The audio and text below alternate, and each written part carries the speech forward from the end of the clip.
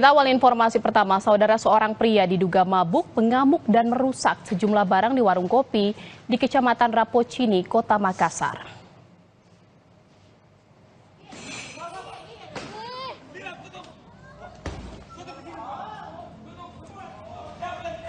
Pria yang tak menggunakan baju itu mengamuk di dalam warung kopi sambil berteriak-teriak. Meski sudah berusaha ditenangkan warga, pria itu terus mengamuk dan merusak sejumlah barang-barang yang ada di depannya. Pria itu juga ingin mencoba menutup paksa warkop. Polisi langsung menangkap pelaku di rumahnya yang tak jauh dari warkop.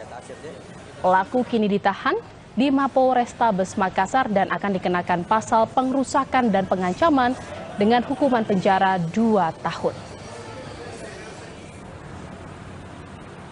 Motifnya masih di dalam ya. Tapi informasi katanya dia mau gitu. Ya itu, karena dia kan sebelum keributan, sebelum marah-marah dalam warkop itu dia ribut dengan temannya, cekcok, kemudian karena dalam kondisi mabuk dia marah-marah ke orang-orang yang ada di sana. Oh, dia kembali ke kantor. Ya. Tapi pada saat kembali ada temannya itu tidak kembali. Ada temannya sempat melerai juga, menarik keluar agar tidak terjadi keributan yang lebih besar lagi. Saudara, polisi berhasil meringkus seorang pengedar narkoba yang melakukan transaksi di SPBU. Pelaku diduga sedang menunggu pembeli.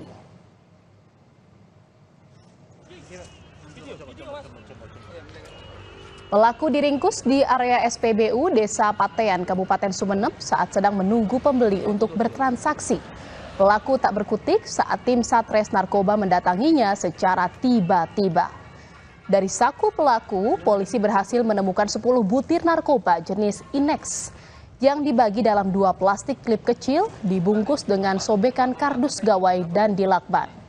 Pelaku mengakui barang haram itu adalah miliknya yang dibeli dari Kabupaten Pamekasan dan hendak dijual di Sumeneb. Inex ada yang kita amankan sebanyak 10 butir.